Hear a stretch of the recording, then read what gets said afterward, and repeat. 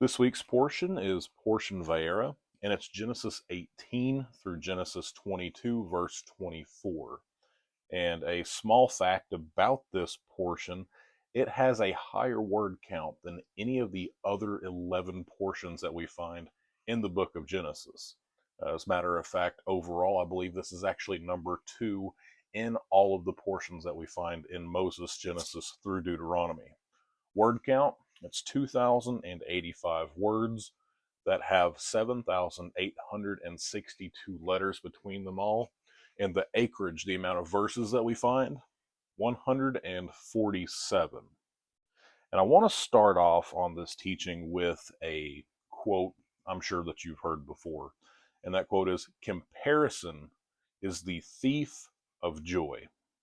And I do find that that's probably a little bit true because for me, I've been guilty of it, at least in times past, where I'll hear about so and so either getting promoted, they're batting 1,000. It seems like no matter what it is they do, they just simply can't miss. And I compare that to my behind the scenes life where I have my failures and I have my struggles. And so sometimes, whenever you make comparisons of yourself to another living individual, you're going to seemingly beat yourself up and fall a little bit short.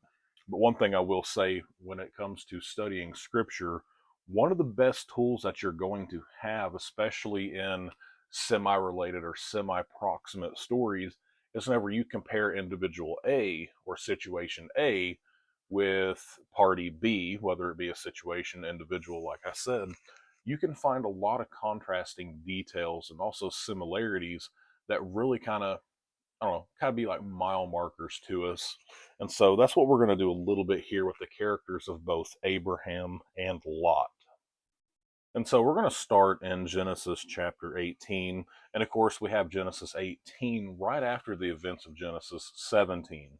And if you either read it in the past week or you just simply recall, you'll remember that Genesis 17 is the sign of the covenant, circumcision. And so, if we are to take that being immediately what happened before, Genesis 18 is what happens immediately after, keep that context in mind. At least that's what the sages encourage us to do as we read this chapter. And 18 verse 1 says, "Then the Lord appeared to him by the terebinth trees of Mamre as he was sitting at the tent door by the heat of the day." And it says that he lifted up his eyes and looked, and behold, 3 men were standing by him. And when he saw them, he ran from the tent door to meet them, bowed himself down to the ground. And here in verse 2, it's talking about how he ran, about how he bowed. Yeah, if he literally had said surgery that was mentioned in Genesis 17 just prior to this, he's showing these signs of quickly doing this. He's running, he's physically getting himself involved. And the reason for that, and if you read any commentaries about Abram or Abraham in like the Jewish history side of things, when it talks about Abraham, I could almost guarantee you one of the very first things they mention, one of the very tippy top qualities they're going to mention about Abraham himself was the fact that he was so hospitable. If he was going to be the individual who is going to be known as the friend of God and bear that mark and that identity, he knew that if he encountered an individual or he encountered a soul, it was his responsibility to make them feel at home, that he was going to have the warmth of the fire to a cold, calloused world, that his presence could actually be something to draw people. Because what does fire do? Fire gives heat. Well, fire also gives light. And so he could be this light in the world, so to speak, to warm these cold, calloused hearts and share with these individuals about the God of Abraham. And so sages even say that though he's coming on, the heels of this surgery and he's already just now past the surgery, he sees an opportunity to have 3 complete strangers to him that he has the opportunity to feed, to be able to give drink, show love, show hospitality towards. So even with him being in pain, he's bowing down. Even with him being in pain, he's running. And picking back up in verse 3, it says, "My Lord, if I have found favor in your sight, do not pass by your servant. Please let a little water be brought and wash given to your feet, and rest yourselves under the tree, and I will bring a morsel of bread that you may refresh your hearts." And after that you may pass by, inasmuch as you have come to your servant. Then they said, do as you have said. So Abraham hurried into the tent to Sarah and said quickly, make ready 3 measures of fine meal, knead it, and make cakes. And Abram ran to the herd, took a tender, good calf, and gave it to a young man, and he hastened to prepare it. So he took butter and milk and all of the calf that he had prepared and set it before them, and he stood by them under the tree as they ate. And then here's where it kind of takes a little bit of a turn. And then he said to them, where is Sarah, your wife? So he said, here in the tent. And he said, I will certainly return to you according to this time of life, and behold, Sarah, your wife, will have a son. So Sarah was listening at the tent door with him, which was behind him. Now Abraham and Sarah were old, well advanced in age, and Sarah had passed the age of childbearing. Therefore Sarah laughed within herself, saying, after I've grown old, shall I have my pleasure, my Lord being old also? And the Lord said to Abraham, why did Sarah laugh, saying, I shall surely bear a child since I am old? Is there anything too hard for the Lord? And at the appointed time I will return to you according to the time of life, and Sarah will have a son. But Sarah denied it, saying, I did not laugh, for she was afraid. And he said, no, but you did laugh. Something to point out here is this is just right before the birth of Isaac. And you find within a span of 4 verses, the word laughter is mentioned 4 times. And I made mention of this in the teaching, the DNA of Isaac's name. So if you listen to that, this is just rehashing some pretty recent information. Long story short, the word laugh in Hebrew, it's 3 letters. It's zakok, Zadi, Ket, Kof. Isaac's name is 4 letters in Hebrew, and 75% of Isaac's name is the word laughter. The one letter that's added to the word laughter to create Isaac's name is the letter Yud, which the letter and the word Yud actually mean hand.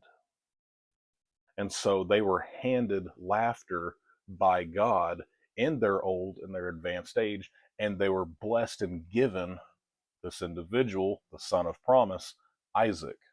And so again, there's more information on that under that other teaching. Just wanted to touch base just in case this is somebody hearing this for the first time. And of course, the rest of Genesis 18, whenever we take a look at it, this is whenever Abraham does this thing where it really shows he's a person of compassion. He's not self-seeking. A couple of weeks ago, I did a teaching over portion Noach, and one of the most notorious lines from that portion is it says that Noah was righteous in his generation. And that was a seemingly innocent statement that was given, that was thrown down, that a lot of people who, since times past and since that time, they've really taken a scrupulous detail about that, saying, yes, it says he was righteous in his generation.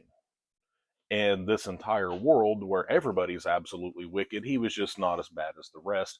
And that's what they'll say. And so there's this big toss up and debate in a lot of realms of faith where they're saying, yeah, was Noah really righteous? And one of the things they point out, whether good, bad, indifferent, right, or wrong, they will say that if you look in the scriptures, Noah never attempts to intercede on anybody's behalf. He just does what God tells him to do. So you can't fault him. He did what God told him to do. But when it comes to Abraham, we read in Genesis 18, he hears of destruction that's about to take place to a city, to a town, to a people. And what does he do? Well, God tells him what he's going to do, but he goes one step further. He actually attempts to intercede on behalf of individuals. He actually goes up to bat. And something we'll reiterate in later portions is we find Moses doing the same thing that Abraham had just done, but Moses goes one step further even than what Abraham had done and says that if you blot these people out, blot me out with them. He was willing to lay down his life for the sake of the people. And it's showing in Scripture this progressional leadership that we find where people weren't wrong, but maybe they could have done something just a little bit more. And then we find the next step, they done better. but there's still improvements. There's still roots that we could put down to become something greater, sturdier, stronger. And that's the story of our faith, gradually climbing, gradually going, struggling, becoming more of who God has called us to be.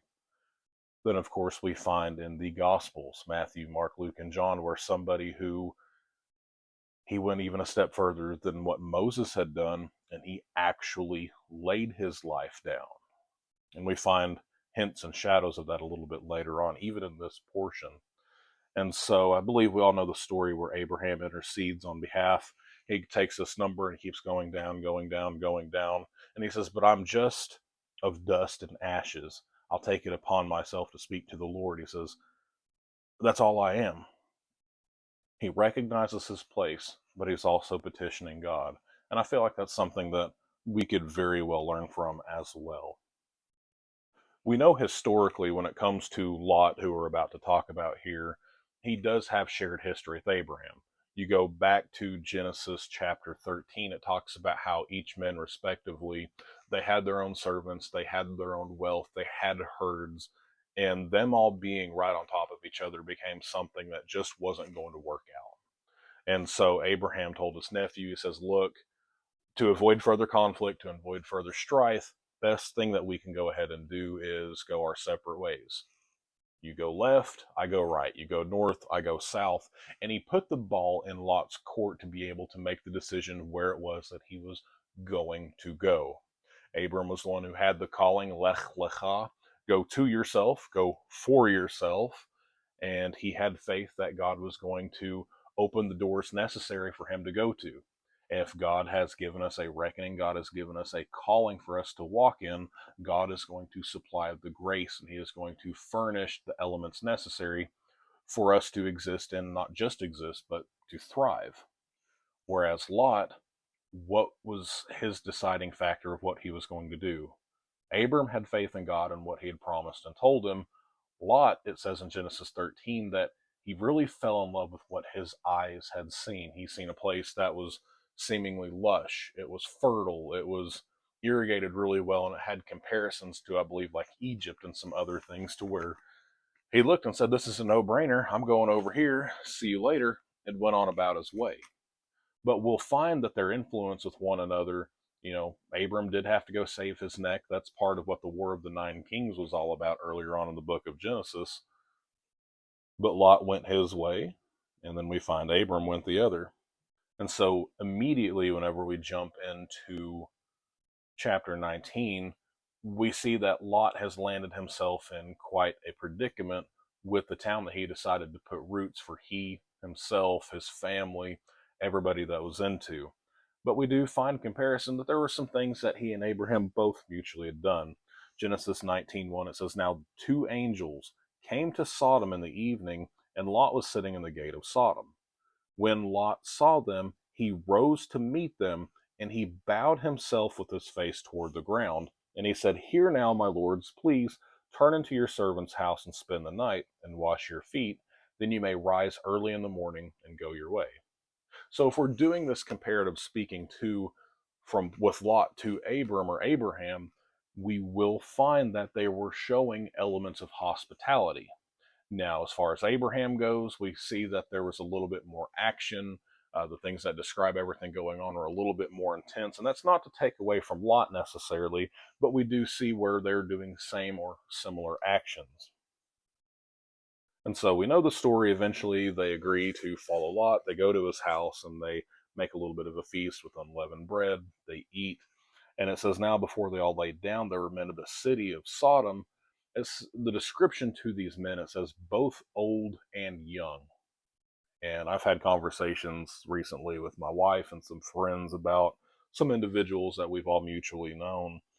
And it's very true that some people are the product of their time. And sometimes they're able to outgrow it and become better. Sometimes they're not. But typically, by the time you see their children or grandchildren's generation, some of them are just diametrically opposed to one another in philosophies and mindsets. And so when it says here that both old and young, that could be something either really good that they stayed on path, or it could be really bad because they stayed on the wrong path.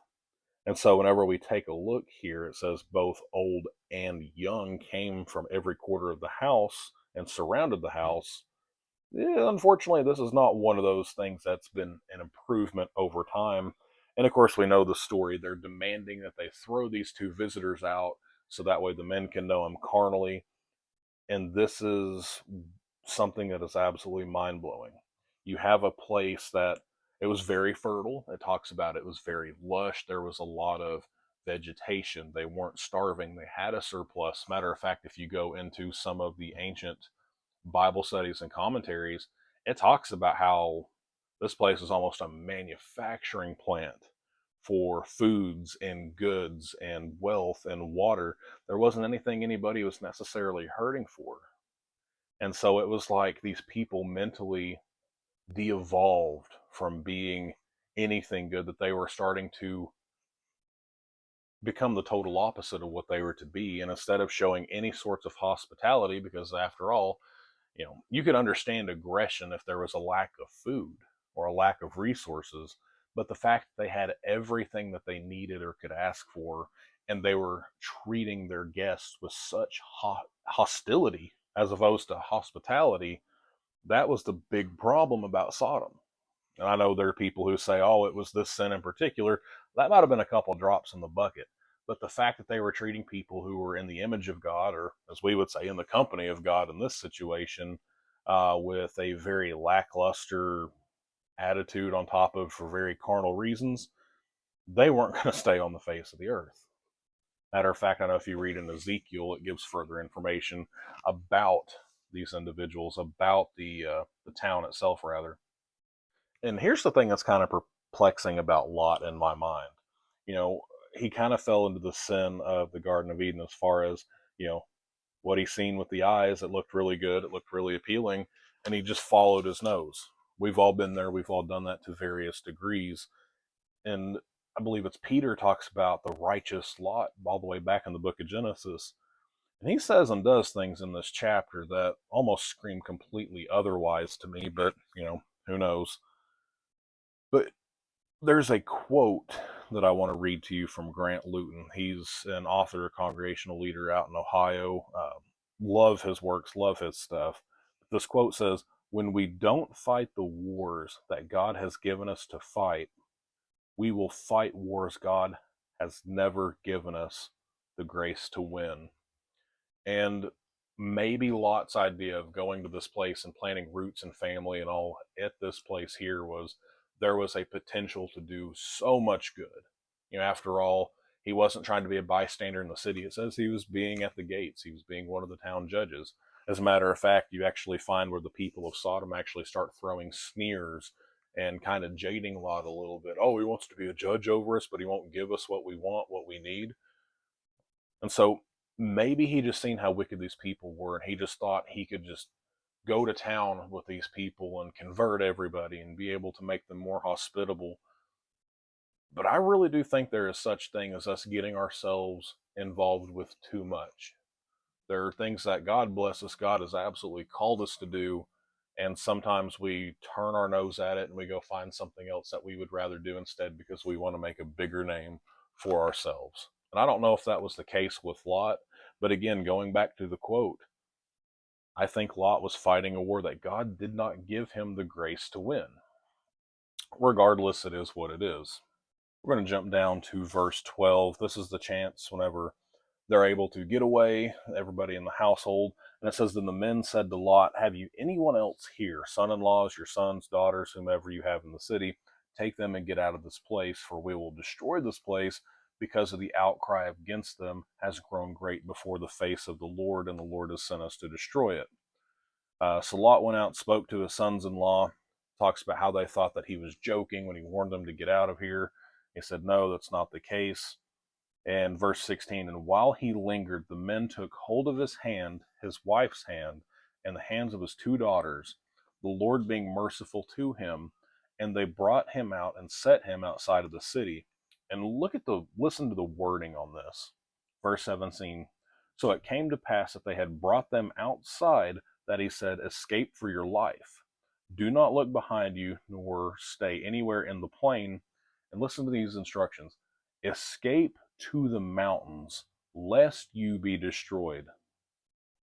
Then Lot said to them, Please know, my lords, indeed now your servant has found favor in your sight, and you have increased your mercy which you have shown me by saving my life.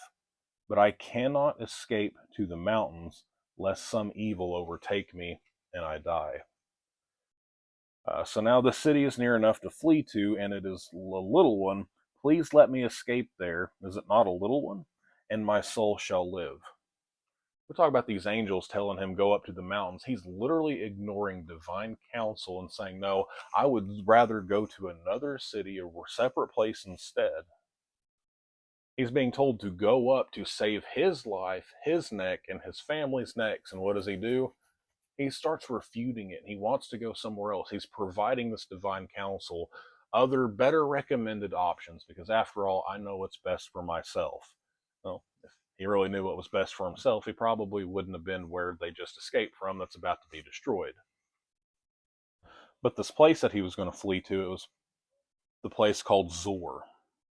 In Zor, when you come and you look at what it comes from a word sa'ar, which literally means to become insignificant. He had an option, even though he made a boneheaded mistake, went to a wicked place. He had the opportunity to leave and to go somewhere higher, go up to the mountains, make this ascension, and instead he handpicked a place that literally means a place of insignificance or something to become insignificant. And keep in mind, you and I, we both have this option as well. We could ascend to something greater, or we could shrivel into a little bit of nothing.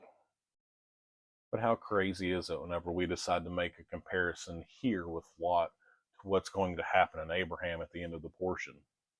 We have Lot who's told to go up, go to the mountains, make this ascension to save you and your family's lives. And he refuses. What do we find at the end of this Torah portion with Abraham himself? He's told to aliyah. He's told to go up and offer his son to God. And what does Abraham do? Shockingly, he takes on that challenge. He moves forward. He actually goes through with what he's being told in his divine counsel. Again, making these comparing and contrasting remarks and statements sometimes really shows us what's eye-opening. And whenever we hear this destruction's about to go onto Sodom, it makes complete sense to flee and go as high as you can with these people who's basically calling the shots. With Abram, you think there would be this hesitancy to where, give my son? Maybe not. But he does. But it's going forward and putting the right foot forward with the counsel that we understand and know to be God. We're not trying to be like Lot and make a name for ourselves and live life on easy street. Sometimes it calls for us to be like Abraham, to answer the calling of God where we already know. We may not know where we're exactly going, even if I know what the next step is, I'm going to venture forward and take that step. And so we're going to go down a little bit further in chapter 19. And obviously we know what happens. The city is overthrown and gets burned down. It says not even just the peoples and the buildings, but it even says what grew out of the ground was consumed. I mean, smote was smote. And while this has already been a difficult enough passage, we're going to go probably to a little bit more troubling and a little bit more difficult, if you don't mind, if we will. We're going to talk about the descendants of Lot. And we already know that he has 2 daughters, but up to this point in time, he doesn't have any sons. Well, that's about to change. And of course, Lot's wife was turned to the pillar of salt. That is the most aggravating thing in Scripture for me, because I feel like there's something staring me at the face, but I haven't been able to quite catch what that is yet. But we're going to go to verse 30, and we're going to read a little bit about what happened here. It says, Lot went up from Zor and dwelt in the mountains, and his 2 daughters were with him. For he was afraid to dwell in Zor. He was afraid to dwell in a land of insignificance. And he and his 2 daughters dwelt in a cave. Now the firstborn said to the younger, Our father is old, and there is no man on the earth to come in to us as the custom of all the earth. Again, not very comfortable. And again, think about all the situation. Think about everything that led up to the moment at this point in time. Think about how depraved and wicked the people of Sodom were acting towards, I don't know, the visitors that came in, these angels. They had pretty wicked rationale. We see them, we don't know them, but we know we want them. And Lot didn't always live in Sodom, but maybe his daughters did. We don't know what time elapsed. And it's important for us to recognize that where you root yourself is going to affect who it is that you become. But sometimes where you root yourself, it has the potential to become everything that your children are. That's why it's important for us as parents. For me and my two children, I want to display to them what a healthy relationship looks like between myself and their mother, my wife. It's important that they see that we have respect for one another. It's important for me to display what a healthy, loving relationship looks like to my wife, to their mom, because thankfully they will see that, and hopefully, Lord willing, they have guidelines of that's what they want to have. That's what they're going to give. But reflect that that's also what they're going to look to receive. They're not going to make rash decisions and get with somebody because, after all, it's better than being by myself. And so I kind of wonder if maybe this mentality, this mindset, this attitude, maybe it's something that came from the town that they grew up in. I don't know. The fact that they don't have children of their own yet really makes me think that they were on the younger and more naive side. And with everything that just happened with Sodom, they thought everything was over. They thought the world was over, and for whatever perverse reason, they thought it was up to them to perpetuate the human line. Crazy, but that's what it's showing here. But there are sages who talk about these two daughters, that they represent not just believers and unbelievers or anything like that. They just say that this represents humanity in their eyes as a whole. That if you are a human person and a human individual, this is reflected in what they have mentality wise, what I'm about to say. Verse 32, come, let us make our father drink wine, and we will lie with him, that we may preserve the lineage of our father. So they made their father drink wine that night, and the firstborn went in and lay with her father, and he did not know when she lay down or when she arose. The Hebrew word for wine is yayin, yud yud nun. It has a numeric value of 70. The word secret, sod, samek vav dalet, also equals 70. And one of the things they warn against is whenever the wine goes in, that 70 goes in, the 70 comes out. So when wine goes in, the secrets come out, or secrets can be supplanted. And that's sort of what we're finding here. The wine went in, and what is awful, what should have stayed completely under wraps, everything should have stayed under wraps in the story, mind you, 100%. This is what came out. And so verse 34, and it happened on the next day that the firstborn said to the younger, indeed, I lay with my father last night. Let us make him drink and wine and go also. And so we know what happened there, but I want to read to you verse 37 and finishing out the chapter. It says, the firstborn bore a son and called his name Moab, for he is the father of the Moabites to this day. And the younger, she also bore a son and called his name Ben-Ami, and he is the father of the people of Ammon to this day. And here's what I was talking about earlier, and I made reference to. This is a reference to all individuals, whether you're believer or unbeliever. If you're human, this kind of represents who you are.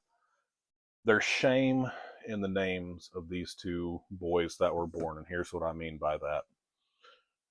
Sometimes people are a little bit more bold-faced. They're a little bit more braggadocious. They don't care that they've sinned or they've done anything or something perverse. They just laugh it off and think, oh yeah, that's me. That's what I've done. When we get to the name Moab, M-O-A-B, in Hebrew, I believe it's Mem, Vav, Aleph, Bet. It's 4 letters on both languages.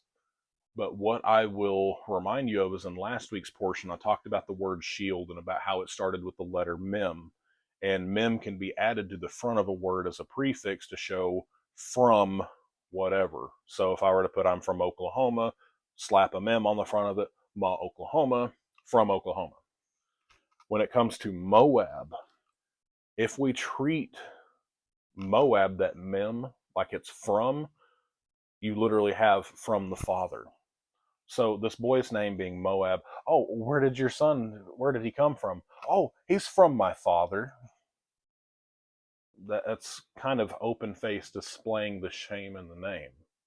Whereas the second daughter, the youngest daughter, what does it say of her? She named her son Ben-Ami. Now, Ben is the word for son.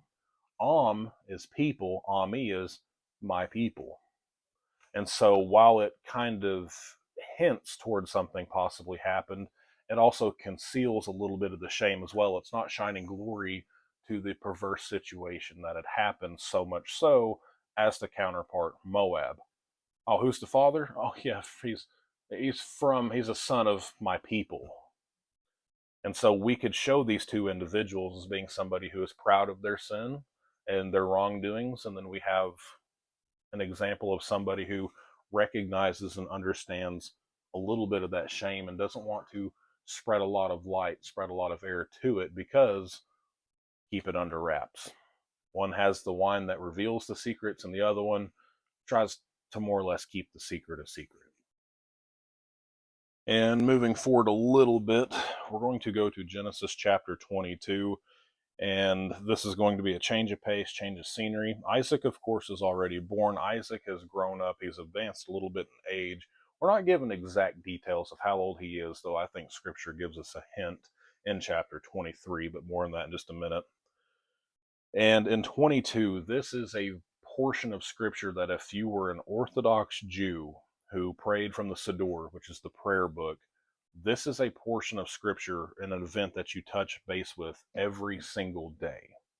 And what I mean by that is this is the binding of Isaac, or as it's called, the Akedah of Isaac. And I like to remind people that what you find take place and happen in Scripture itself, you have the Old Testament, which is a groundwork, it's a staging for everything that's going to come after. It is the absolute bedwork, groundwork, it's the rock and foundation. And once that's established, once God sets a pattern, everything that's been whispered about, everything that's been prophesied about and expected to happen takes place. Without the first, without the former, there's not a next. Without a father, there's not a son. And so, what I will mention here is I often call these events mile markers as to what's to come. If you actually were to go into my living room right now and look at my bookshelf, there's a little figurine of the Eiffel Tower sitting on the top of it. And I don't know if that's my wife's or one of my children's. Uh, but on that bookshelf, like I said, is this little miniature Eiffel Tower. Now, is it the Eiffel Tower? It's not the Eiffel Tower, but it's a replication. It is, in essence, that's what it looks like, but it's not the one. But here's the thing, if I were to give this to my 4-year-old daughter and let her examine it, she could kind of understand what it is. But if we were to go in distance and in time forward to the actual Eiffel Tower, she would be able to recognize it based on the miniature scale. And that's what we have in Genesis 22 is we have this event that happens and takes place, and this is a shadow of what's to come later on. And I'm not to say that this is of lesser significance necessarily, but it's showing that it's happened before. It's a mile marker. It's a smaller Eiffel Tower. It's something that happened. It's something that is created, but it's also showing something bigger, something greater that's in the distance.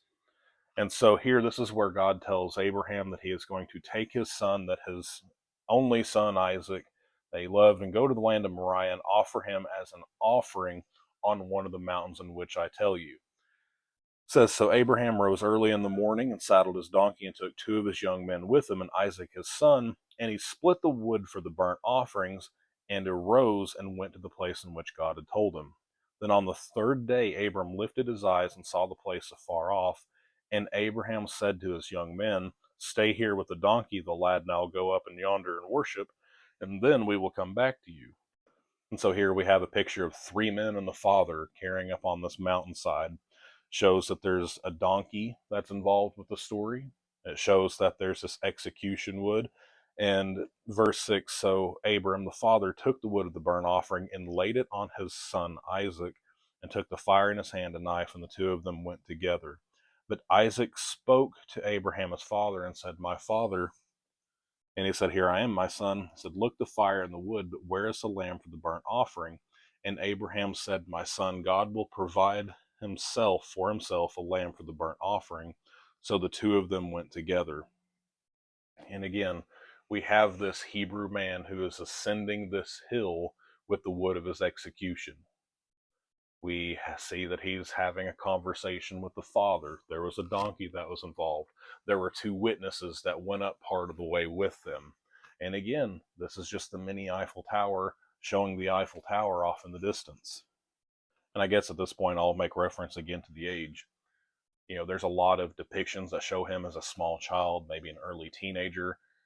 I don't know about that, what small child or maybe even early teenager would be able to carry such an amount of wood up a hill. If you read in the next chapter, it talks about his mother, Sarah. Very first thing it says, she died at the age of 127. Well, we know at the beginning of this portion, she was 90 when he was born. If these chapters were coinciding in time, say one happened pretty close to the other, we would actually find that if that held true, this Hebrew man would have been in his 30s. So we have a story of a Hebrew man in his 30s carrying this execution wood up a hill. There's two witnesses. There's a donkey involved. Again, does that sound any bit familiar to you at all? You look in the Gospels, you find all of these elements taking place. And then, of course, we recognize and we know later on in Genesis 22, there is this substitutionary death. Well, did not Christ die in our place for us?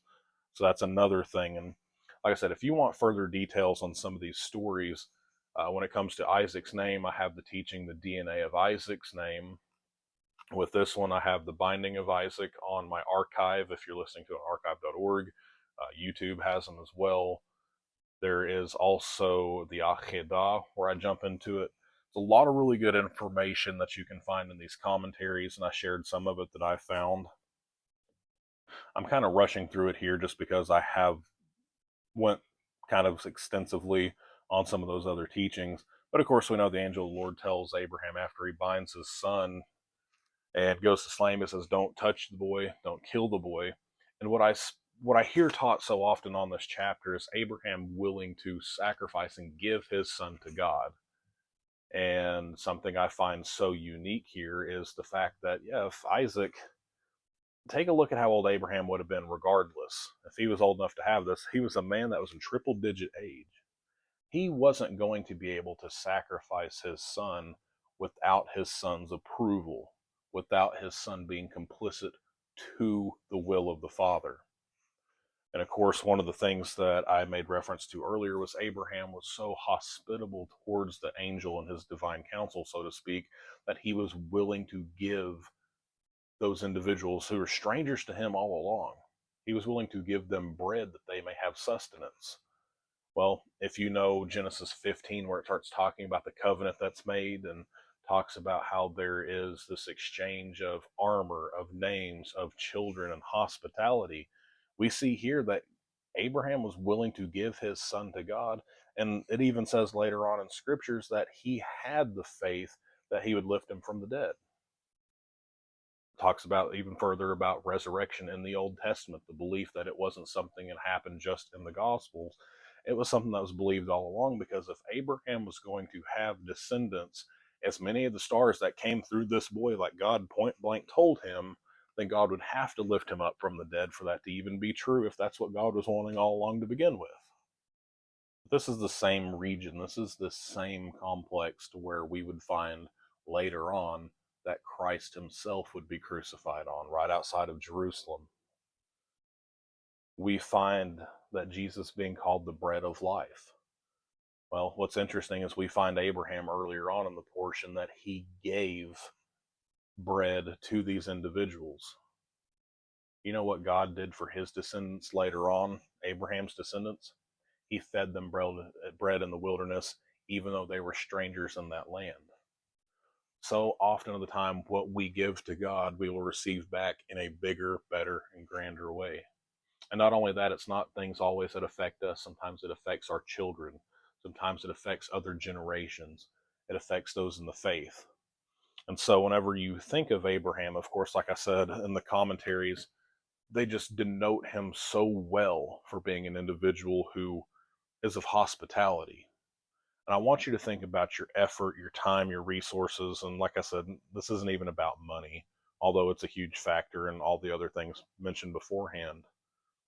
Think about all the things that you give God, and think about how He will bless and multiply those things to people even beyond yourself. That's one of the big highlights of the faith to me in my mind, is the fact that I can give to God and He's going to give back to my children. That I can give to God and He will give to strangers because I acted. It's not about having more material than anybody else as much as it is saying, I'm available. Of everything that we find take place in Scripture, think about how entirely different the landscape of the faith in Scripture would be had Abraham not made himself available to God. And it's a similar calling that each and every one of us are given. So that's what we've got this week. So next week we will be looking at Chaya Sarah, or the life of Sarah. So until that time, thank you for your time. God bless.